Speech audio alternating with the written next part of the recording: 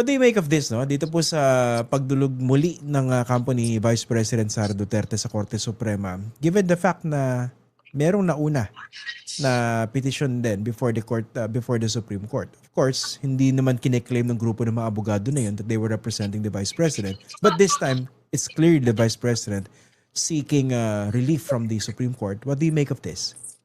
Well, it only confirms na the Vice President really doesn't want to participate in the proceeding by way of continuing to question the constitutionality of our proceeding, no? And in fact, Christian, this is no surprise to us. We in fact anticipated that as we continue to hear these impeachment complaints, they will continue as well to go to the Supreme Court and keep on questioning the constitutionality or specifically the proceeding of the Justice Committee, no? Well, we interpret this as a refusal on their part to participate in the proceedings or to answer the specific allegations in the complaint, no? This is quite lamenting because pangalawang impeachment process na ito. And I understand that the Filipino people are waiting for answers. And we anticipate na this is the opportunity na maririnig na ng sambayan ng Pilipino ang kasagutan ng Vice President. However, they keep on questioning, they continue on questioning the legality or the constitutionality of our proceeding. From our end, Christian, we are maintaining really the position that we followed strictly the rules, the Constitution, and even the decisions of the Supreme Court as we value this impeachment process as the extraordinary power that was given to the sovereign Filipino people against erring impeachable official. Okay, sige, pag-usapan po natin. Kasi yung mga niraise naman ng issues, ito na rin yung nare-raise na issues ng kanyang mga tagapagsalita. At basically, these are the same issues, if I'm not mistaken, that were raised by the previous petitioners, hindi po ba? Okay, pag-usapan natin ito, no? Yung issue ng, napag-usapan na rin po natin ito before, no? Pero yung paulit-ulit nilang binabanggit na hindi kayo pwede mag-conduct ng trial, miniman yan o hindi, at that level, no? Diyan sa level ng Committee on Justice, okay? Can you clarify that, no? Kasi mabigat yung mga punto binabanggit nila rito, no? For instance,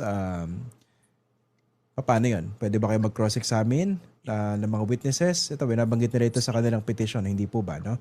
So yun nga po, just to put things in perspective, ano ba yung mini trial na yan na kanilang nirereklamo? At magkakaroon ba talaga ng mini trial? That mini trial was used only to distinguish the proceeding between the Justice Committee and the trial that will happen in the Senate, no? The intention was to refer to the proceeding of the Justice Committee as the small proceeding and the proceeding in the Senate as the big proceeding, no? And it is our way or my way of explaining it to the sovereign Filipino people that what they witness in the Senate is a proceeding that is smaller, which they are going to witness in the Justice Committee.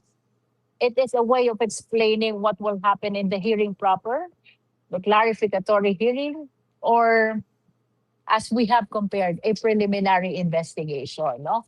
But again, Christian, it's not the label, it's not the name, it should be the action that must be judged. And sabi ko nga, hindi pa nga tayo nakaka-start because the hearing of the evidence to be presented by the parties is yet to start on April 14.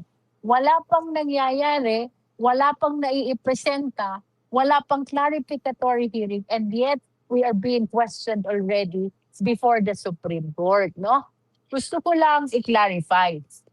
Ito pong nature ng proceeding na ito before the Justice Committee, as explained before, is akin to preliminary investigation. Dito po, ang mga congressmen or justice members are prosecutors or investigators. We are not partisan. We are not representing either the complainant or the respondent. We are at the middle because the purpose of this proceeding is to determine the existence of probable cause. And talking about the issuance of subpoenas, the intention or the reason for issuing the subpoenas is to check, to test, to try the veracity of the allegations of offenses in the complaint, no? The intention is not to correct. The intention is not to supplement. The intention is not to add evidence. The intention is to check whether the complaint or the allegations in the complaint with its attached evidence are sufficient to constitute probable cause, which will warrant the transmittal of the impeachment complaint or articles of impeachment by the committee to the plenary and thereafter by the plenary to the Senate, no? So, importanteng maklaro yon, Christian, no? What is the purpose of issuing a subpoena? Bagaman it is very clear in the rules of impeachment of the House of Representatives that indeed the Justice Committee has the compulsory power to issue subpoena ad testificandum and subpoena duces tecum. But I wish to state for the record that issuance of subpoena is not intended to add evidence. The issuance of subpoena is not intended to supplement evidence. It is neither intended to correct the allegations or the evidence of the complainant. The only Okay. intention is to use the documents or the witnesses of the evidence in testing the veracity of the allegations in the complaint, including the evidence attached thereto. Okay, Christian. kung goal po nito i-test yung veracity and to clarify the allegations by issuing this subpoena, no? Ibig sabihin po, meron ding posibilidad na hindi nyo patulan o hindi nyo katigan Yes. yung mga Yes, aligasyon definitely. kung hindi siya ma-confirm noong mga ebidensyang gusto nyo makuha o makita. That is correct, Christian. No, just like any other preliminary investigation, pag nag-issue ng subpoena ang fiscal, it can either belie the allegations in the complaint or confirm the allegations of the complaint. Kung itong Okay. mga sinabpinang ito will appear to be confirmatory to the allegations of the complaint, then most likely there will be a finding of probable cause. Kasi na-confirm by way of the documents which were gathered through subpoena, no? But if upon presentation of the evidence gathered through subpoena, it belied the allegations in the complaint, then it will cause the dismissal of the impeachment complaint, no? So, I have explained this before na nasa gitna dito ang justice members. We are neither for the complainant nor for the respondent. We are at the middle. We are the investigator. We will be the one to judge whether or not there is probable cause. And for us to be able to determine the existence of probable cause, we really need to conduct clarificatory hearing. We need to ask questions. We need to listen to the witnesses. We need to see the evidence. We need to issue subpoena, no? But again, the purpose is not to add, not to supplement, not to correct, but to test whether those allegations in the complaint constitute already probable cause.